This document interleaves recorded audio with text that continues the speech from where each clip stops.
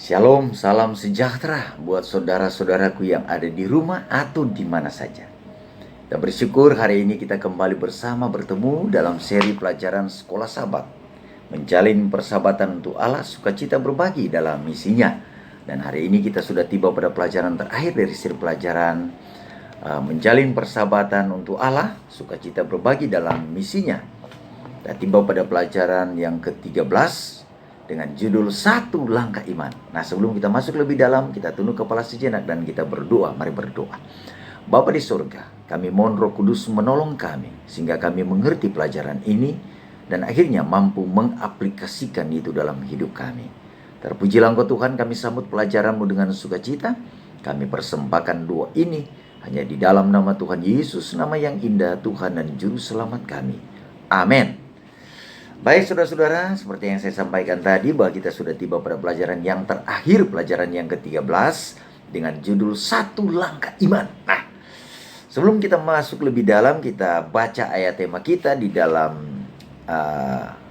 Filipi pasal 2 ayat 5-7. Dia sebutkan demikian. Hendaklah kamu dalam hidupmu bersama menaruh pikiran dan perasaan yang terdapat juga dalam Kristus Yesus, yang walaupun dalam rupa Allah tidak menganggap kesetaraan dengan Allah itu sebagai milik yang harus dipertahankan, melainkan telah mengosongkan dirinya sendiri dan mengambil rupa seorang hamba dan menjadi sama dengan hamba, dengan manusia maksudnya. Nah, saudaraku yang saya kasihi di dalam Tuhan, luar biasa ayat ini. Ayat ini memberikan gambaran umum, ya, bahwa untuk mengambil langkah iman. Kenapa disebut langkah iman? Artinya kita harus membuat langkah, menaruh kepercayaan kita kepada Yesus. Itu maksudnya langkah iman. Jadi langkah iman kita adalah langkah iman kepada Yesus. Nah, bagaimana langkah iman kita kepada Yesus?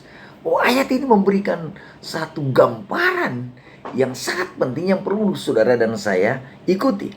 Langkah iman itu adalah menaruh, katanya, pikiran dan perasaan yang terdapat di dalam Kristus Yesus. Jadi orang yang mau mengambil langkah iman harus memiliki langkah, ya, pikiran dan perasaan yang terdapat di dalam Yesus Kristus. Itu artinya kita tidak mengambil sembarang langkah, tapi langkah iman itu adalah langkah sesuai dengan pikiran dan perasaan dari Yesus. Nah, apa pikiran dan perasaan dari Yesus? Dia sebutkan di sana, yaitu, ya, walaupun dalam rupa Allah. Kita akan terangkan sebentar apa arti rupa Allah itu. Dia sebutkan, ya, walaupun dalam rupa Allah tidak menganggap kesetaraan dengan Allah itu sebagai milik yang harus dipertahankan. Lalu dia sebutkan yang lain. Langkah iman yang dia maksudkan di sini, melainkan mengosongkan dirinya sendiri, kemudian mengambil rupa seorang hamba dan menjadi sama dengan manusia. Ini luar biasa. Jadi langkah imannya jelas. Walaupun kesetaraan itu dengan Allah, katanya, ya, dia setara dengan Allah, tapi tidak menganggap kesetaraan itu sebagai milik. Walaupun itu milik, tapi dia katakan sebagai milik yang harus dipertahankan. Dia melepaskan milik kesetaraan itu, lalu menjadi hamba dan sama seperti manusia mengosongkan diri dari kealahan itu dan menjadi apa? Manusia. Luar biasa. Ini menjadi pergumulan buat saudara dan saya dalam mengambil langkah iman itu.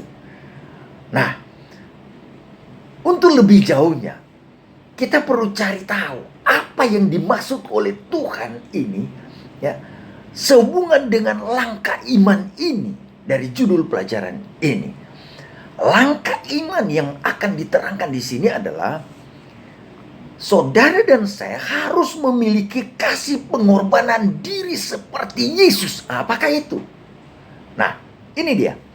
Kalau saudara membaca seluruhnya, Filipi pasal 2 ayat 5 sampai 11, dia terangkan di sana tentang ya langkah iman itu. Apa itu? Dia sebutkan, yaitu tentang satu kata yang sangat penting di sana, tentang kata rupa. Apa yang dimaksud dengan rupa? Yang walaupun dalam rupa Allah. Waduh, luar biasa. Nah, kata rupa Allah ini kalau saudara baca di dalam di SDA Bible Commentary, ya, komentar Alkitab khusus dari Gereja Masih Advent hari ke-7, dia sebutkan ini, bahwa kata rupa itu dalam bahasa Yunani disebutkan morphe atau morpe. Nah, morpe ini berarti adalah intisari dari suatu hal. Ya. Nah, ini katanya menghubungkan dua hal yang bernilai sama. Apa dua hal yang bernilai sama itu? Yaitu menempatkan Kristus pada kesetaraan dengan Bapa dan menempatkan dia jauh di atas dari setiap kuasa lainnya. Ini artinya pribadi ini adalah pribadi yang sangat berkuasa dengan kata rupa itu. Tetapi yang menarik di sini, saudaraku, dia sebutkan walaupun dia setara dengan Bapa, disebut Allah, tapi dia mengosongkan diri. Mengosongkan diri ini yang luar biasa.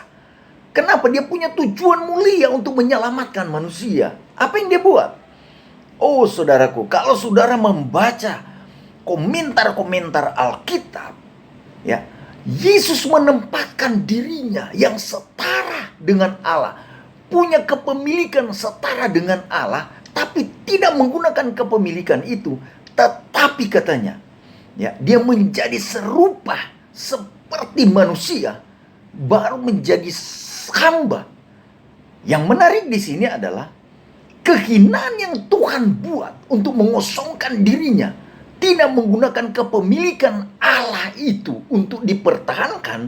Dia katakan, dia menggunakan justru menjadi manusia dalam kehinaan yang luar biasa.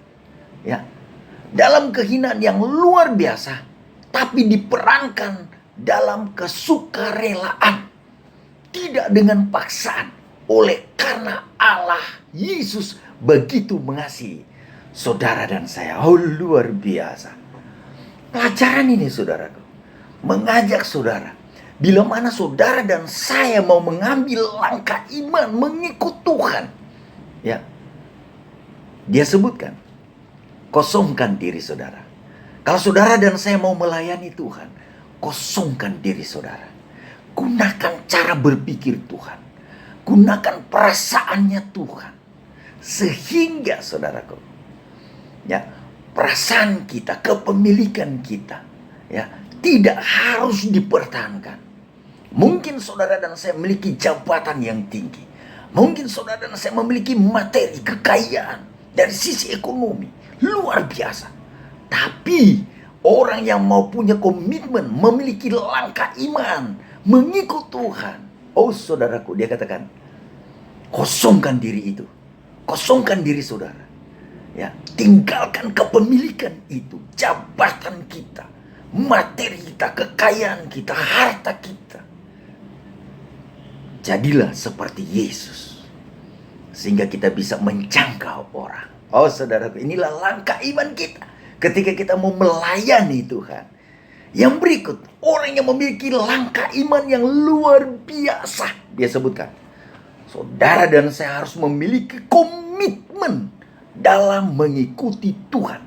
Kalau saudara baca Matius pasal 4 ayat 18 sampai 20, ada 4 murid yang dipanggil oleh Tuhan. Pada waktu itu murid yang pertama, 4 murid yang pertama, yaitu Petrus dan Andreas, serta Yakobus dan Yohanes. Oh saudaraku, luar biasa cerita ini. Yang menarik di sini adalah mereka ini adalah penjala manusia. Dalam pandangan manusia, ya, dalam pandangan manusia, mereka adalah orang-orang yang biasa, tidak terpandang. Tetapi saudaraku, oh luar biasa, panggilan ini adalah sebuah komitmen. Dan luar biasa, keempat orang ini meninggalkan jalan mereka dan mengikuti Tuhan. Luar biasa. Ya, kenapa? Mereka melihat ada sosok yang luar biasa yang dimiliki oleh Yesus ini. Mereka melihat satu oknum surga yang datang, lalu menyerahkan dirinya untuk pelayanan demi keselamatan manusia. Oh saudaraku. Dan akhirnya mereka mengikut dia. Oh luar biasa. Pertanyaan penting saudaraku, sudahkah kita menunjukkan sikap seperti Yesus sehingga kita boleh menarik orang-orang untuk datang sebagaimana Yakobus, sebagaimana Yohanes, sebagaimana Petrus, ya, dan Andreas. Mereka terkagum-kagum dengan Yesus dan akhirnya menerima komitmen untuk melayani Tuhan. Sudahkah kita tunjukkan ini juga kepada orang banyak sehingga orang tertegun melihat kita, ada Yesus dalam hidup kita, dan akhirnya mereka mau melayani Tuhan, menjangkau jiwa-jiwa dimanapun mereka berada. Oh, satu tantangan bagi saudara. Kalau kita punya langkah iman, mau ikut Tuhan, perankan Yesus, perankan cara berpikir Yesus, cara merasa Yesus, cara menjamah Yesus. Dan sebagaimana katanya Yakobus, ya, kemudian Yohanes, Petrus, dan Andreas terjamah, orang-orang pun akan terjamah dengan saudara dan saya. Oh, kita perlu komitmen dalam pelayanan. Yang berikut orang yang harus mengambil langkah iman, ya, adalah jadilah seperti Paulus. Oh, luar biasa. Apa pelajaran yang saudara bisa lihat dalam Kisah Para Rasul 9 ayat 3 sampai 6 dan 10 sampai 20. Ini kisah, ya, kisah perjalanan seorang Paulus, saudaraku. Ya. Kalau saudara membacanya di sana, oh luar biasa kisahnya. Dia mau datang untuk membunuh orang-orang Kristen, saudaraku. Tetapi Tuhan menjamah dalam perjalanannya ke Damaskus. Dan Tuhan merubah hatinya. Oh, akhirnya saudara, ceritanya Paulus menyambut panggilan Tuhan itu. Dan akhirnya orang yang luar biasa ini di dalam hatinya membara untuk membunuh orang Kristen berubah dan mengikut Tuhan. Oh saudaraku, saya mau katakan kok saudara, orang-orang yang buruk sekalipun Tuhan punya tujuan mulia untuk saudara, untuk saya, untuk siapa saja. Mungkin kita terlalu merasa kita terlalu buruk, terlalu hina dalam pandangan manusia. Sebagaimana Paulus dianggap hina karena menjadi seorang yang penganiaya, pembunuh orang-orang Kristen. Tetapi Yesus menggunakan orang-orang seperti itu. Saudara, pelajaran hari ini mau menerangkan kepada kita bahwa saudara adalah bencana pilihan Allah. Seperti Paulus. Mungkin panggilan saudara tidak sedrastis Paulus, tapi saudara dan saya tetap merupakan bencana pilihan Allah. Dan Tuhan mau saudara dan saya mengambil langkah iman untuk melakukan tugas mulia bagi Tuhan. Siapapun saudara, mungkin kita merasa rendah diri oleh karena kejahatan yang sudah kita lakukan. Mungkin kita merasa rendah diri oleh karena dosa yang kita lakukan. Tapi jangan khawatir, Tuhan adalah Tuhan saudara. Dia pengampun dan penyayang. Datang kepada Tuhan. Sebagaimana Paulus, dia menyerah dan katakan, siapa yang aku aniaya? Dan Yesus berkata, akulah yang engkau aniaya. Hari itu dia berubah. Tuhan mau memberikan nasihat bagi kita dalam firman yang kita baru pelajari ini. Bahwa Tuhan tidak peduli. Bukan Tuhan tidak membenci dosa. Tapi Tuhan tidak peduli bila mana saudara meninggalkan dan mau merubah hidup saudara seperti Paulus. Tuhan akan membuat Anda sebagai bencana pilihan, sebagai orang pilihan, sebagai pewarta pilihan untuk menyampaikan kabar baik Tuhan kepada siapapun. Namun saudaraku, dalam panggilan ini, dalam langkah iman yang saudara akan buat ini, kita memerlukan yang namanya tuntutan dari Tuhan. Oh, tuntutannya luar biasa. Sederhana. Tapi bila mana kita tidak memiliki komitmen untuk melakukan, ini sesuatu yang sulit. Apa tuntutan yang Tuhan mau kita buat? ketika kita menerima panggilan itu, ketika Tuhan Dia mau menjadikan kita sebagai bejana pilihannya, sebagai langkah iman yang saudara sambut terhadap panggilan Tuhan. Apa tuntutan yang Tuhan mau minta sama saudara dan saya dalam melayani Tuhan? Tuntutannya adalah tuntutan kasih. Oh saudaraku, kasih ini yang Tuhan inginkan. Cinta ini yang Tuhan inginkan saudara dan saya perankan dalam hidup kita. Ketika Petrus menyangkal Tuhan 3 kali sebelum ayam berkokok, waktu itu dia menyangkal Tuhan 3 kali. Oh saudaraku, dari sisi logika manusia, orang ini tidak layak mengikut Tuhan. Tapi Tuhan mengasihi dia. Oh, Tuhan katakan kepada Petrus ketika dia datang menyesali semua apa yang sudah dia buat kepada Tuhan. Tuhan katakan kepadanya dalam Yohanes pasal 21, Petrus, apakah engkau mengasihi aku? Petrus menjawab, ya Tuhan, aku mengasihi engkau. Tuhan katakan untuk ketiga kali kan, 3 kali dia sampaikan, gembalakanlah domba-dombaku. Oh Tuhan, oh saudaraku yang saya kasihi, Tuhan tetap mencintai saudara. Asalkan saudara datang dengan komitmen kasih yang luar biasa. Kenapa kita perlu menyatakan kasih yang luar biasa untuk tuntutan pelayanan yang Tuhan inginkan? Oleh karena saya mau katakan, kenapa? Kalau saudara membaca Yohanes pasal 21 ayat 18 dan 19 khususnya, akhirnya Yesus menyampaikan nubuatan kematian kepada Petrus. Bahwa engkau akan mati tersalib. Saudaraku, kenapa Tuhan mau kita memiliki komitmen kasih, tuntutan kasih dalam pelayanan bagi Tuhan? Oleh karena melayani Tuhan, saya mau katakan, melayani Tuhan, saya ulangi, saudaraku, tuntutannya adalah kematian. Taruhannya adalah nyawa saudara dan saya. Oh saudaraku, kita jangan terlalu mempertahankan kepemilikan kita, status kita, jabatan kita, kehormatan kita, gengsi kita, harga diri kita. Ya. Saudaraku, prestasi kita dan lain sebagainya. Hari ini kita ditegur. Tidak boleh mempertahankan itu untuk melayani Tuhan. Karena melayani Tuhan, dia katakan, engkau harus menjadi hamba, menjadi seperti manusia, seperti Yesus yang menjadi seperti manusia. Bahkan dia katakan, kata seperti itu artinya dia melebihi kehinaan yang pernah ada di dunia ini, yang pernah manusia perankan, bahkan tidak pernah menandingi kehinaan yang pernah dilakukan oleh Yesus. Luar biasa. Itulah harga orang mengikut Tuhan. Pertanyaan penting saudaraku, sudahkah saudara dan saya siap dengan tantangan dan tuntutan ini, yaitu pengorbanan, mati dengan Tuhan?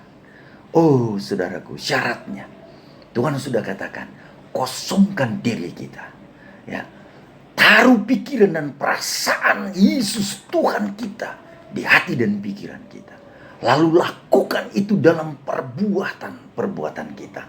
Yang walaupun Yesus memiliki kesetaraan dengan Bapa, tapi tidak mempertahankan itu demi melayani orang.